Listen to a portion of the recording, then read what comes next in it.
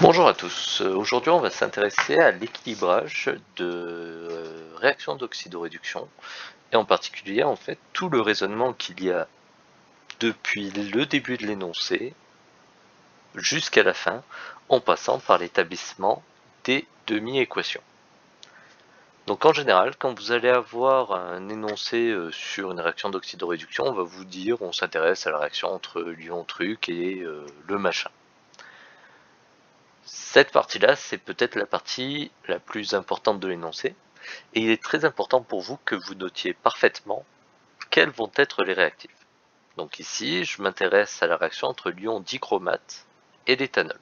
Deuxième information qui est importante, c'est de connaître les couples redox ou oxred, peu importe comment on les écrit, ça n'a vraiment aucune importance sur la suite, qui vont être impliqués dans notre réaction d'oxydoréduction. Donc ici, les couples, ce sont Cr2O7-, l'ion dichromate, qui a pour partenaire, on va dire, dans le couple l'ion chrome Cr3+, et le deuxième couple, il est composé de CH3COH, qu'on peut réécrire pour se simplifier un petit peu la vie dans la suite, C2H4O2, et donc dont le partenaire est C2H6O, l'éthanol, dont on a parlé au début. Donc déjà, ce qu'on peut remarquer, c'est que dans le couple, il faut que les réactifs soient croisés. C'est-à-dire que ici, l'ion dichromate est écrit en premier et C2H6O est écrit en deuxième. C'est parce qu'un oxydant va toujours réagir avec un réducteur et un réducteur avec un oxydant. Donc c'est pas possible que l'oxydant réagisse avec l'oxydant.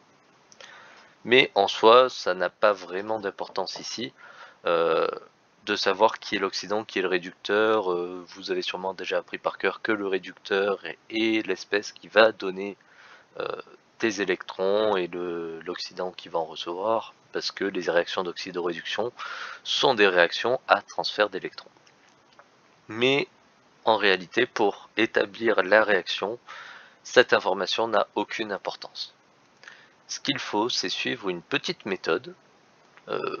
Bon, la méthode fait 8 étapes, mais vous allez voir qu'en fait, c'est des étapes très détaillées. Donc la première étape, moi, que je vous conseille, c'est d'écrire l'ébauche. Donc écrire l'ébauche, c'est écrire vos réactifs d'un côté d'une demi-équation, dans le début d'une demi-équation, Cr2O7- par exemple, et en dessous vous allez écrire C2H6O avec un signe égal, et de l'autre côté l'autre partenaire du couple. Donc là, j'ai Cr2O7- qui est égal à Cr3+, et C2H6O qui est égal à C2H4O2. Donc là, nos signes égales sont évidemment faux. Il n'y a aucune égalité réelle là-dessus. Là, il faut se dire que c'est l'ébauche et que vous allez en fait compléter cette égalité au fur et à mesure pour équilibrer l'équation. Donc là, moi, je vais l'écrire en plusieurs fois, mais sur votre copie, il faut que ça fasse une ligne. Vous ne devez pas écrire un signe égal sans que ça soit réellement égal sur la finalité de votre copie. Donc la deuxième étape, ça va être équilibrer les atomes qui ne sont ni hydrogène ni oxygène. Donc dans la première demi-équation, on voit qu'on a deux chromes à gauche et un seul à droite. Donc ce que je dois faire, c'est rajouter un 2 devant notre Cr3+, et ainsi on a équilibré au niveau des chromes. Pour la deuxième, eh bien j'ai deux carbones, donc j'ai rien à faire, et après c'est que des hydrogènes et des oxygènes, donc pour la deuxième, je n'ai rien à faire à cette étape.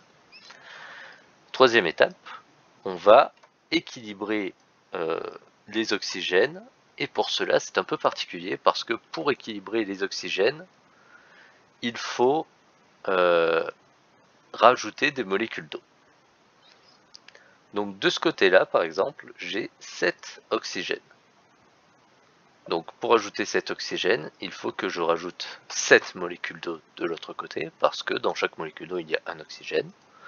Et dans la deuxième demi-équation, j'ai de ce côté-là un oxygène, de ce côté-là j'en ai 2, donc je dois rajouter une molécule d'eau.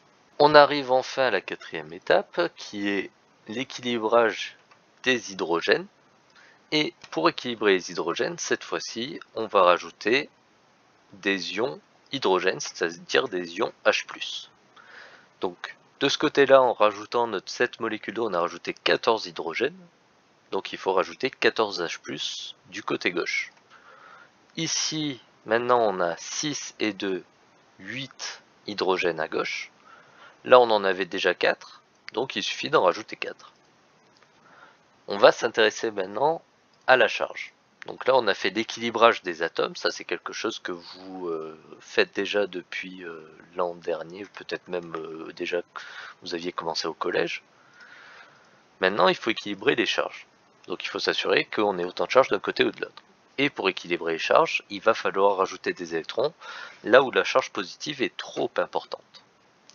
Donc pour la première, ce qu'on va remarquer, c'est que on a 2 moins et 14 plus, ça fait donc 12 plus. De l'autre côté, on a 2 fois 3 plus, ça fait 6 plus. Donc là, on a 6 charges plus en trop. Et bien pour contrer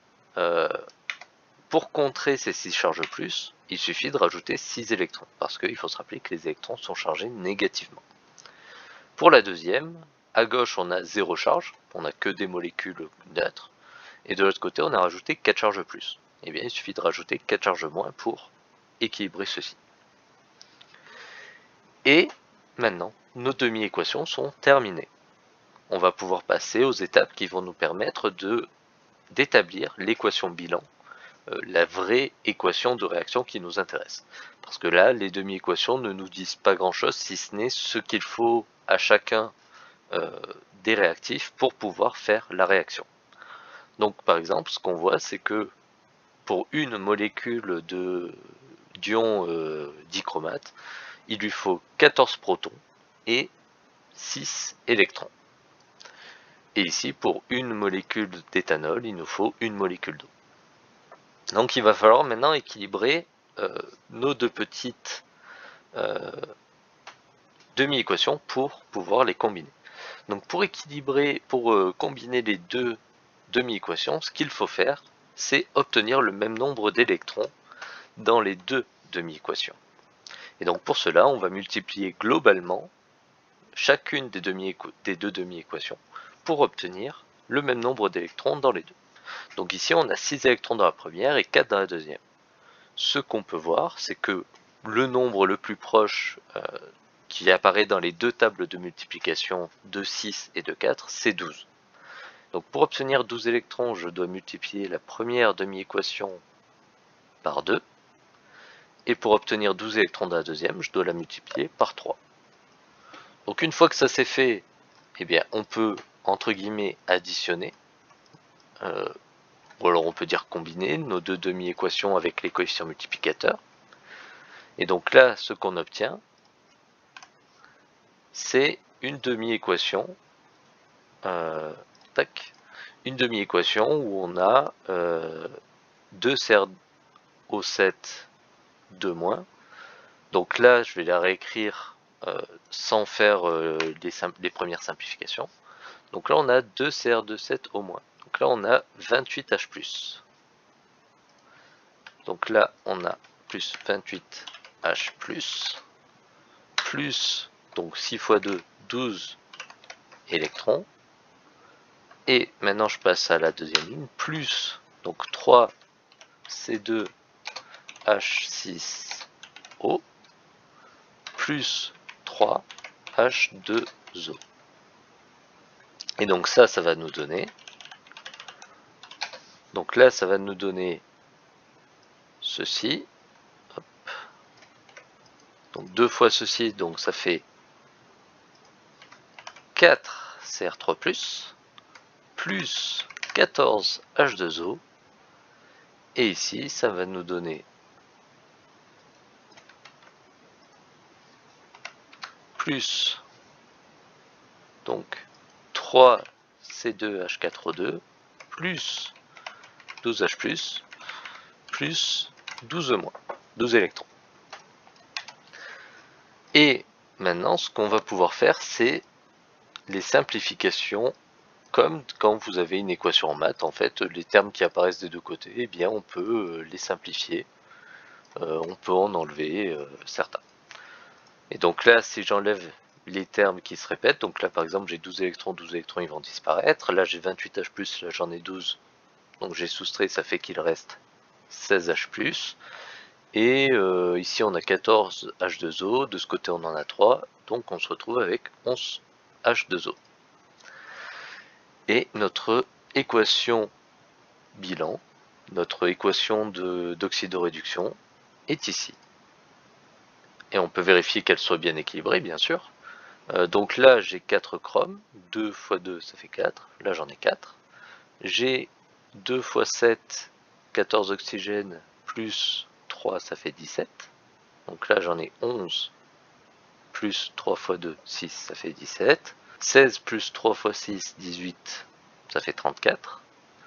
Donc ici j'en ai 11 x 2, 22, plus 3 x 4, 12, ça fait 34.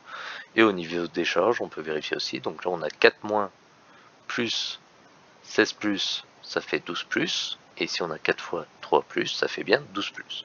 Donc notre équation est parfaitement équilibrée. Voilà, donc ce qu'il faut bien retenir, c'est cette méthodologie. Et en fait, si vous la faites une fois, deux fois, vous verrez que vous comprenez bien la logique du déroulé et que c'est juste une opération à répéter.